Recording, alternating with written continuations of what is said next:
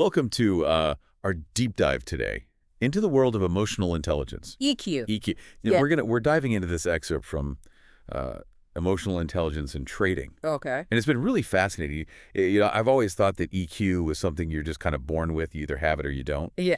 But its excerpt's really challenging that assumption for me. It suggests that EQ is more like a muscle you can actually train and develop, which is kind of cool.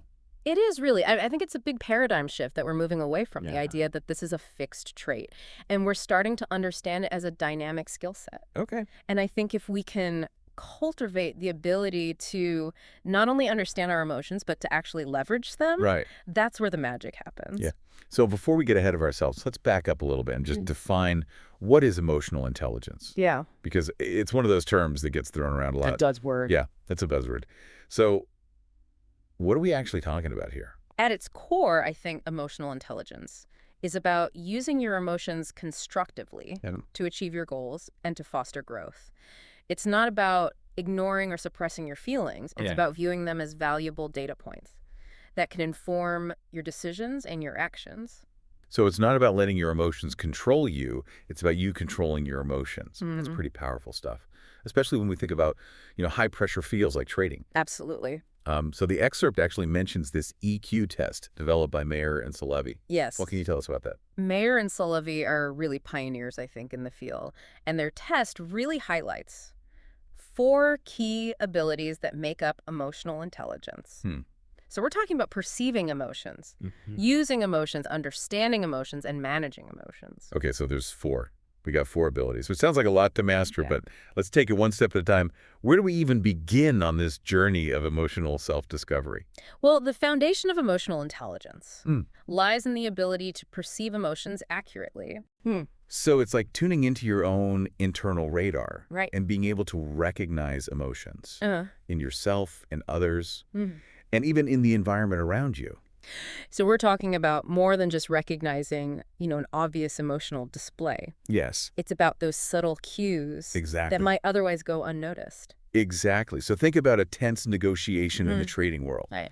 Someone might not say, "I'm frustrated," Right. but you can pick up on that frustration Right. through their body language or their tone of voice, even a slight shift in their facial expression. Being able to perceive these cues gives you an advantage. Yeah, big time. It's like you're getting all this extra information Yes. that could inform your strategy and, maybe even prevent you from making a mistake. Exactly. Yeah. Now, this ability to perceive emotions doesn't just apply to, reading other people. No, it doesn't. It's about being attuned to your own emotional state. Yes. And I've noticed how the physical environment can impact my mood and my focus. This is so important. Like a cluttered workspace might make me feel more anxious. Yeah. But a really well-lit room with a plant can make me feel more creative and productive. Have you ever noticed things like that? I think that's a really good point. And it's a reminder that we're constantly interacting with our environment on an emotional level. Yes. And developing the ability to perceive these cues, both internal and external, I think can be transformative. Yeah. So we've talked about perceiving emotions. What's the next step in developing our EQ? So once you're aware of your emotions and those around you, the next step is learning to use them effectively. Now that sounds a little counterintuitive, because aren't we often told to keep our emotions out of decision-making? Sure, there's a difference between being ruled by your emotions and harnessing them strategically. Think about it. When you are feeling enthusiastic and energized, Right. you approach tasks with more zeal, more persistence. And conversely, if you're recognizing that maybe fear or anxiety is clouding your judgment. You can step back and reevaluate the situation. Okay, so emotions are less like obstacles to overcome Yes. and more like tools I love that. to leverage. Is that kind of what we're getting at here? Absolutely. They provide us with so much valuable information. They can fuel our creativity, enhance our problem-solving skills, and even strengthen our relationships, because it allows us to connect on a deeper level. Okay, that makes sense. But how do we actually put this into practice? Like, how do we actually use our emotions effectively? Well, think about the physical sensations associated with different emotions. Okay. So, for example, if you're feeling overwhelmed, you might notice your heart racing, Right. your breath becoming shallow. Right. Recognizing these physical cues allows you to manage that stress Yeah. before it impacts your performance. Okay, so it's like our body is giving us all these signals. We just have to learn to decode them. I love that.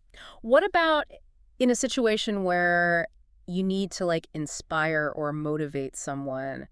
How can understanding emotions help with that? Let's say you're leading a team and you need to rally them around a new project. By tapping into your own enthusiasm and passion, you can convey that energy to your team and make them more likely to buy in. So it's not just what you say. No. It's how you say it. It's everything. Yeah. And tapping into those emotions to really connect with your team. I can see how that could be powerful, especially in a fast-paced environment like trading. Absolutely.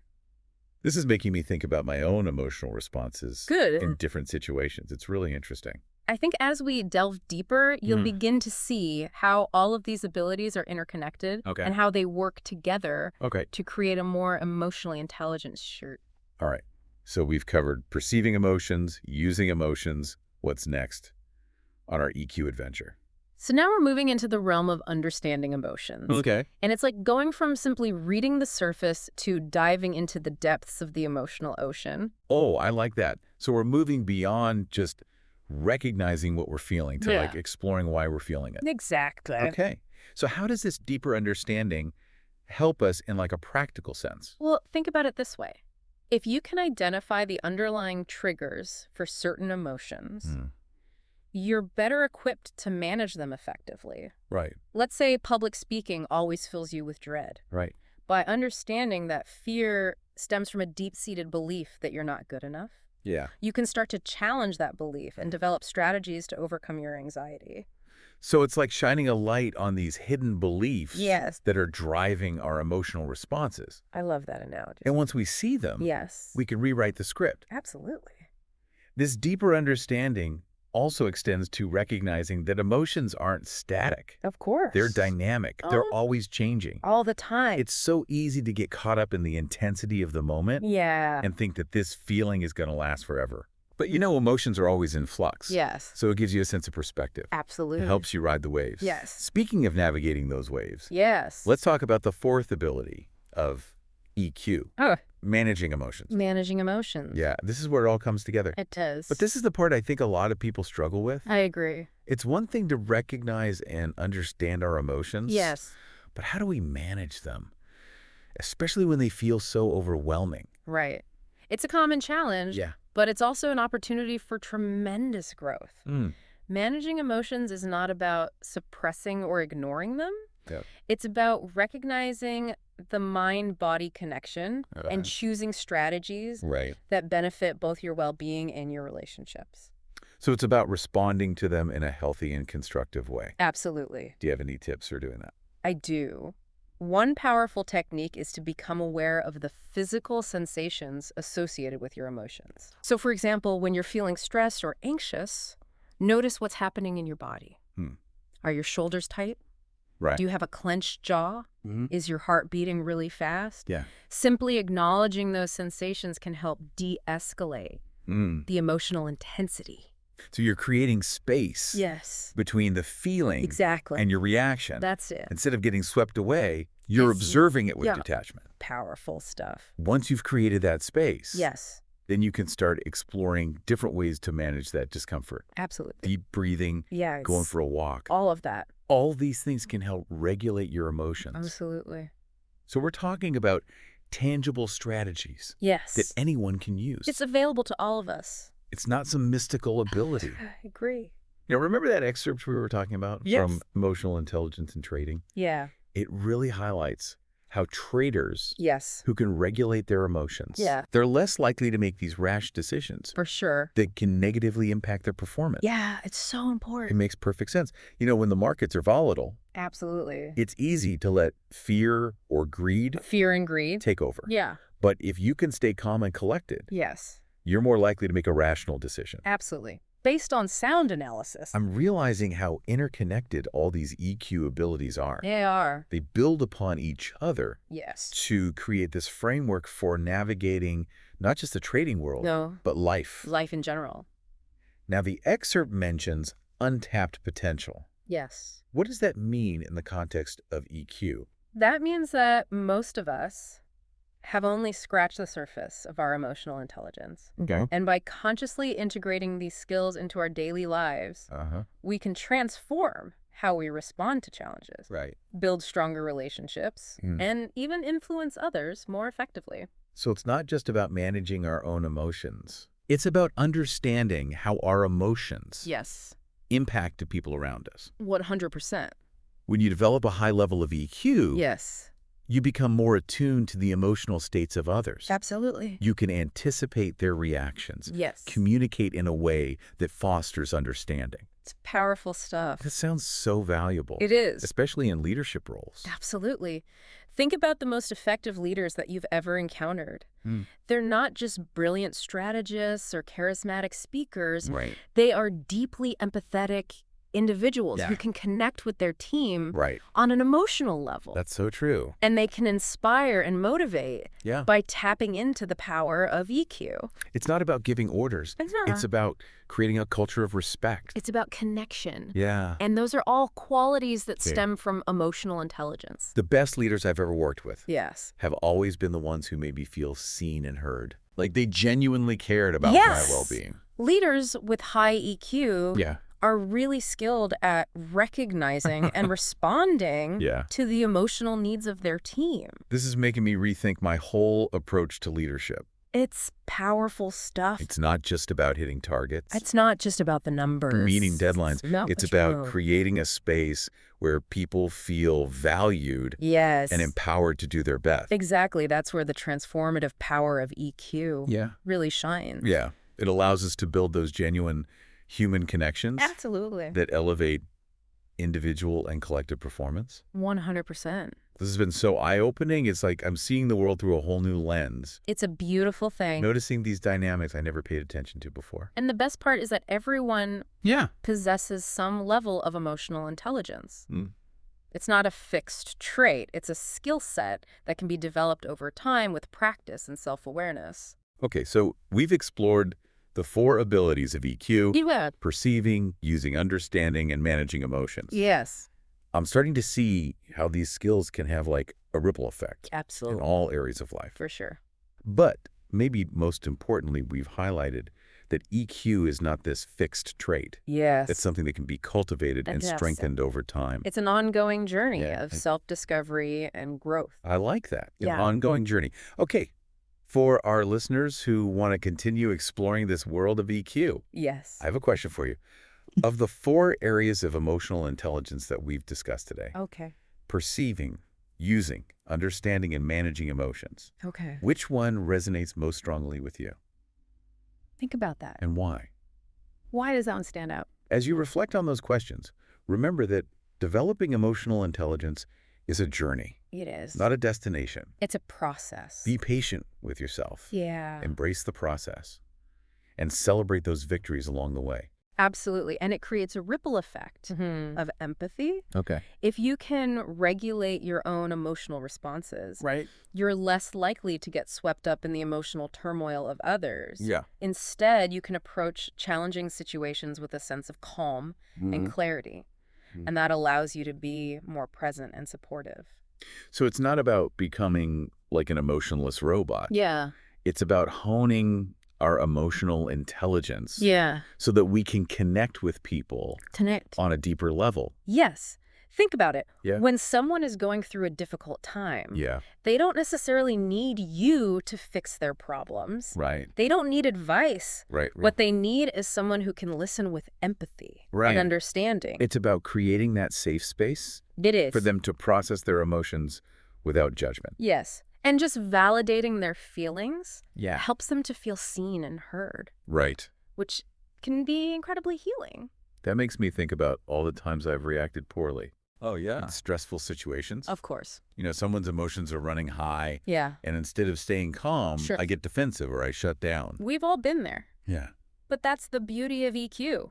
It's a learnable skill.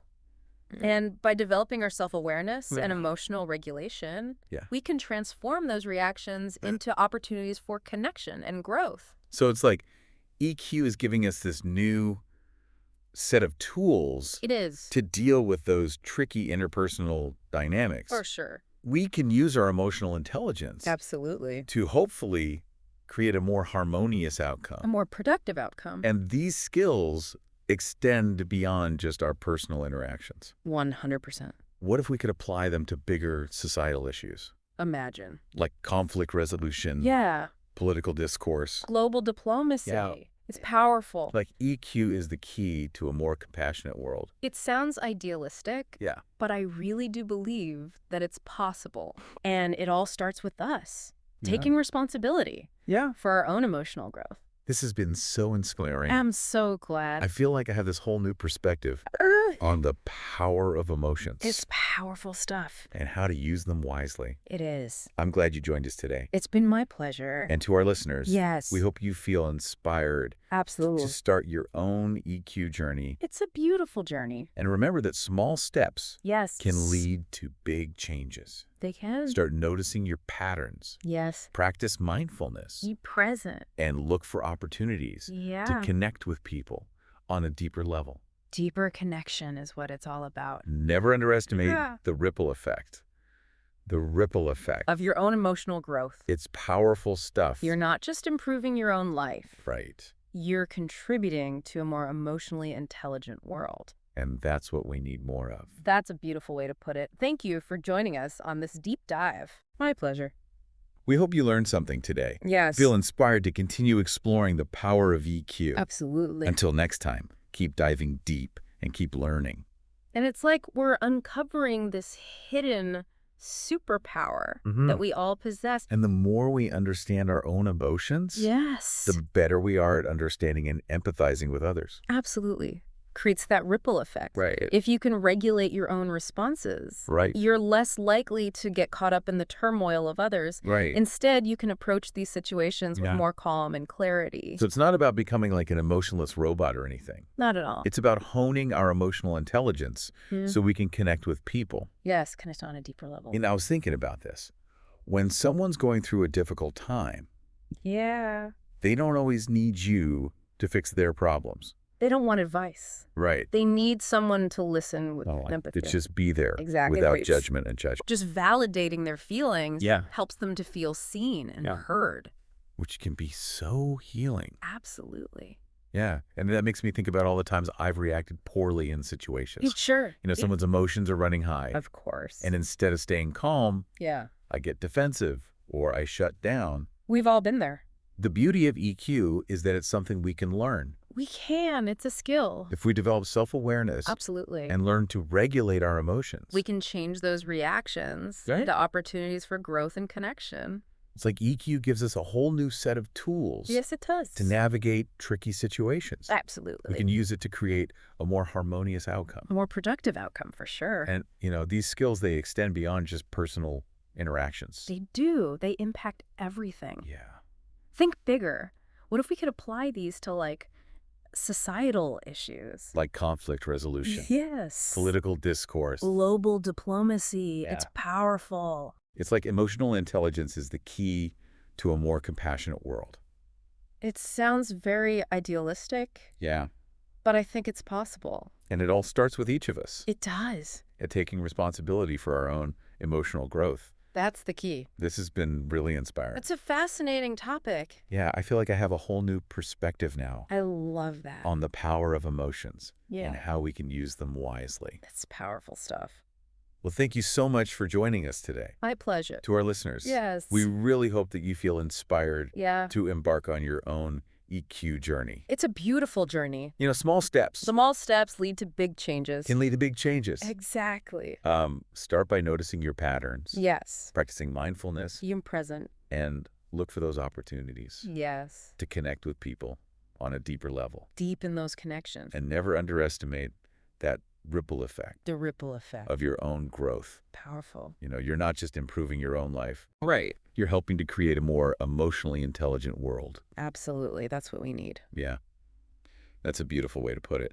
Thank you again for joining us. My pleasure. For this deep dive into emotional intelligence. I've enjoyed it. We hope you've learned something today. Yes. And feel inspired to continue exploring this. Absolutely. Until next time, keep diving deep and keep learning.